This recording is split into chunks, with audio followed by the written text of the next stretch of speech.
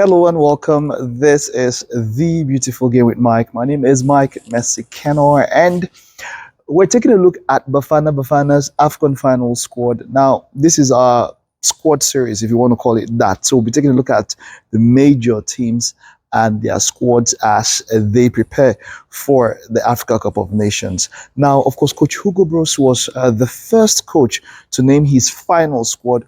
I've always had a problem with the 30s something or like Nigeria did 54-man squad. What's the point? You do a 54-man squad and then 3-4 days later you cut off about half of it and then you get your squad. You know the squad you're going to use. You as a coach, you probably know your first 11. So why do we go about all this and all of that? It's not like there's a preliminary squad and then they get to train. No, you know your squad. So kudos to Coach Hugo being the first person on the 1st of December. He dropped his squad.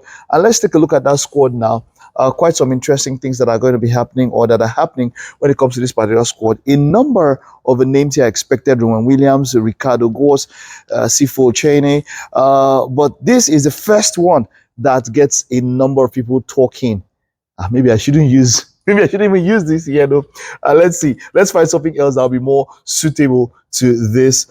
Maybe let's go with this. All right. Say the first person is Tylon Smith, 20-year-old Queen's Park Rangers player who doesn't have a cap. He has no cap, named in the squad. Another player is, yes, Chandri Campbell from Club Brugge in Belgium. Both of them have, made headlines because the 20-year-olds, they've never made cap at national team, Greenhorns. But Hugo has stated that as much as he is planning for the present, he's also building for the future. And that's the reason why both of these players are there. So let's get to trust the process, of course, as it were, and believe in him. Another quite interesting thing about this squad is the return of Lyle Foster, of course, and Elias Mukwana. These are also people who are making their return to the squad. And also, there's talk about them being in this particular squad, but these are people who already, of course, have been in the squad, so that is definitely not a problem. Looking at this list now, let's see if there is some other place where, quite interestingly, this time there's a reduced contingent from Mamelodi Sundowns. I remember the finals, right, or the semi-finals, South Africa, Nigeria at the last Afcon. The one, of course, won all regular time and penalties 4-2.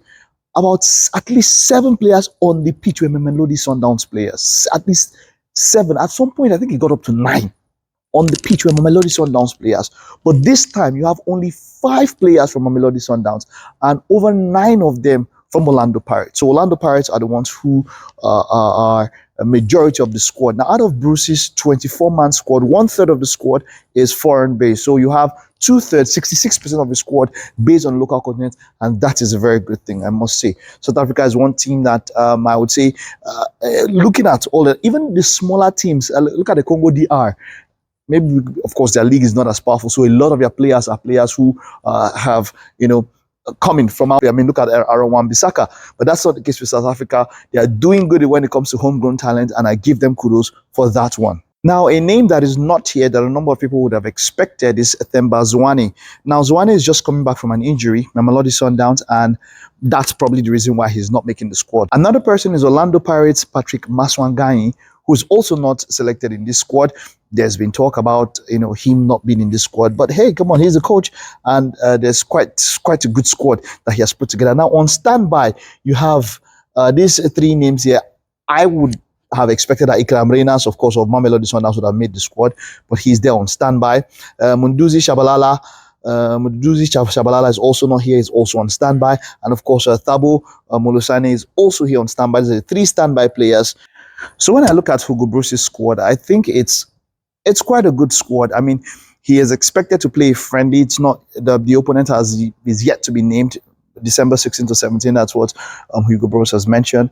And then, of course, the competition kicks off on the 22nd of December for South Africa, who are grouped up against Egypt, Angola, and Zimbabwe. So let's see how that plays out. What do you think about South Africa? You think the squad is good enough? Just listen in the comment section. Who do you expect? Who did you expect to be in this squad that is not in this squad? And how well do you think South Africa will perform in that group against their opponents? All right, that's it on this particular video. We'll see you in our next video.